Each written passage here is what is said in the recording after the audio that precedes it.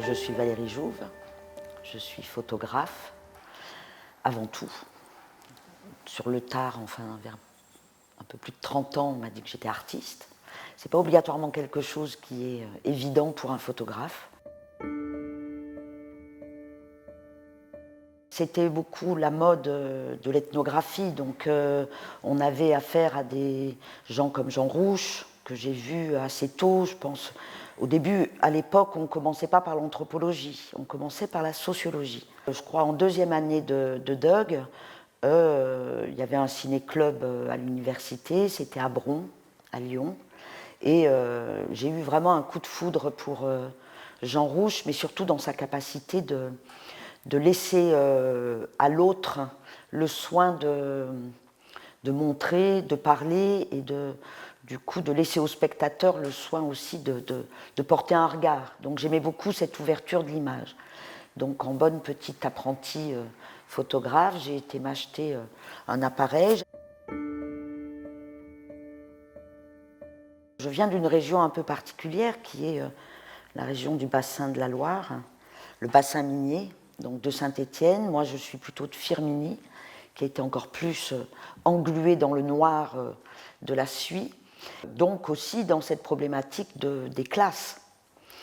Et j'ai commencé en photographie à beaucoup photographier en noir et blanc les architectures des bâtiments miniers, les gens, mais d'une culture qui commençait déjà à être mise à mal, avec beaucoup de bâtiments qui étaient détruits. Vraiment par une nécessité de bloquer un petit côté passéiste, parce que la région était assez tournée vers son passé, et mes images ressemblaient un peu à des images du début de siècle ou fin 19e, donc ça me dérangeait beaucoup. De là, je suis partie à Marseille, donc une autre ville. Marseille, j'ai découvert aussi la force de cette ville, c'est vraiment sa fierté, sa singularité dans le territoire français. Et c'est une ville qui a produit beaucoup de personnages. Quand je suis arrivée à Marseille, j'ai vraiment eu le besoin de faire en même temps des façades, les personnages, et j'avais commencé des paysages, des situations. Donc dès le début, ce travail s'est pensé comme une construction avec des éléments qui viennent les uns les autres se nourrir et dialoguer ensemble. Je suis arrivée à Paris, s'est posé la question de la banlieue qui a disparu dans mon travail, parce que à Paris, c'est plus du tout une banlieue qui nous fait penser, c'est une banlieue qui met un mur et qui est d'une certaine manière assez autoritairement une impasse. Alors que les banlieues à Marseille sont encore des banlieues qui s'inscrivent dans un territoire. À Paris, il n'y a plus de territoire, il y a le béton. On n'est plus du tout dans un rapport à la campagne, au paysage, tout ce qui nourrissait ma banlieue avant, je veux dire, était là vain, quoi. Enfin, je veux dire, c'était vraiment, et je ne suis pas du tout dans un travail qui n'est que dans le constat. J'adore dans mon travail donner des petites issues, faire des propositions un peu plus utopiques que notre propre réalité. Parce que voilà, imaginaire, et j'espère encore qu'on peut encore nourrir des imaginaires, ça devient de plus en plus difficile.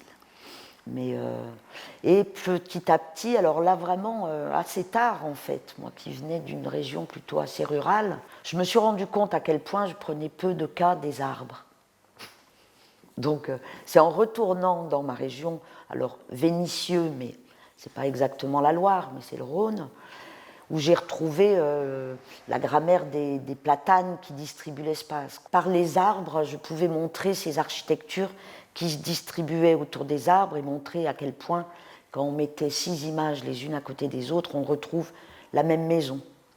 Mais le sujet était l'arbre. Et puis c'était, milieu des années 2000, on commençait déjà à voir, on est très influencé par notre société, je veux dire, c'est le monde m'en apprend tous les jours, quoi. Et comment mon travail s'est mis petit à petit à ressembler à des montages d'utopie, quoi. Comment une ville pourrait se penser avec ces éléments De là, j'ai commencé à construire mes utopies d'une ville plus verte, mais aussi une prise de conscience du vivant de ces éléments, qui sont des choses effectivement, qui sont l'évolution de notre société. Hein. Et comment petit à petit je me suis rendu compte que à certains moments je rencontrais des personnages, arbres ou pierres, et que j'ai commencé à partir, voilà, à essayer de découvrir le lien entre les personnages humains et les personnages arbres, par exemple. Et comment je me rends compte petit à petit que c'est peut-être le fait d'avoir à résister qui fait de nous des personnages.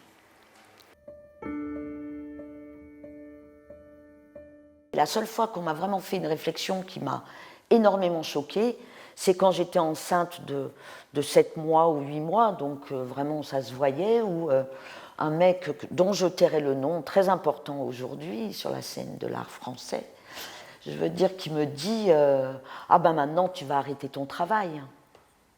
Et puis vraiment, tellement j'étais loin de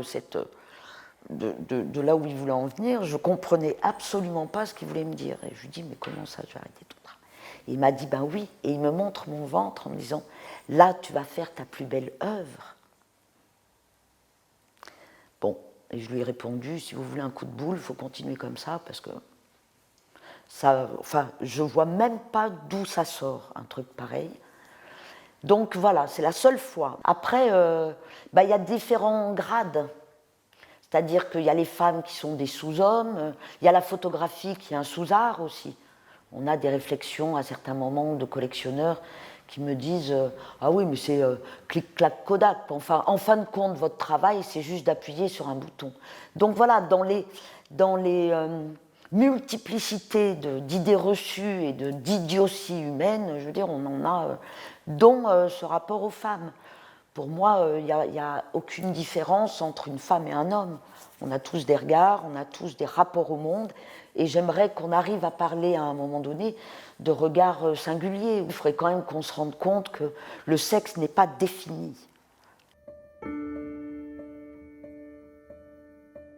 J'ai fui la sociologie, j'ai fui l'anthropologie pour des cadres trop serrés. C'est-à-dire que le mot féminisme, ça fige déjà quelque chose. Tous ces mots qui tiennent des grandes pensées me gênent dans le fait que c'est qu'un mot. Après, on a des actes. Comment peut-on mettre un homme, je veux dire misogyne, dans son propre ridicule?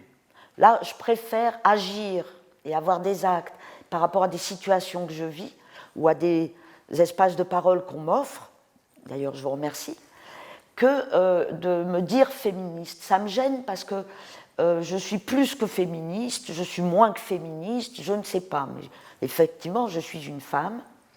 J'ai, comme beaucoup de femmes, travaillé ma féminité. On ne naît pas femme, on le devient.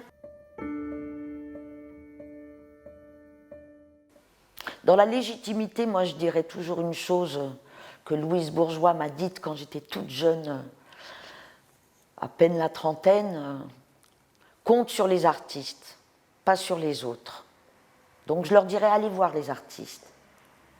Et pour la légitimité, surtout, pas de victimisation. Moi, je dirais vraiment de s'accompagner d'autres photographes, aussi jeunes, moins jeunes, et d'avoir des retours et d'être plus forts ensemble. Après, le reste, il y a des gens qui nous aident, il y a des gens qui mangent sur notre dos. On nourrit beaucoup de personnes quand même. Et qu'il ne faut pas faire trop cas des opinions des autres. Et que même un travail qui a plus de mal à trouver une légitimité, c'est peut-être parce qu'il dérange plus. Donc c'est peut-être qu'il est assez efficace. Donc il faut y aller dedans, il faut continuer. Et puis, faites un travail alimentaire à côté. Moi, j'ai travaillé, je crois que ma fille, quand elle était petite, me demandait toujours « Tu me refais la liste de tout ce que tu as fait ?» Et aucun travail que j'ai fait n'a été négatif. J'ai toujours fait des belles rencontres et j'ai toujours appris beaucoup de choses Donc qu'on soit blanchisseuse, vendeuse de roses ou barman, je veux dire, on est dans le monde et on peut agir dans le monde. Et que on ne sera jamais appauvri dans le sens où nous, on a un outil.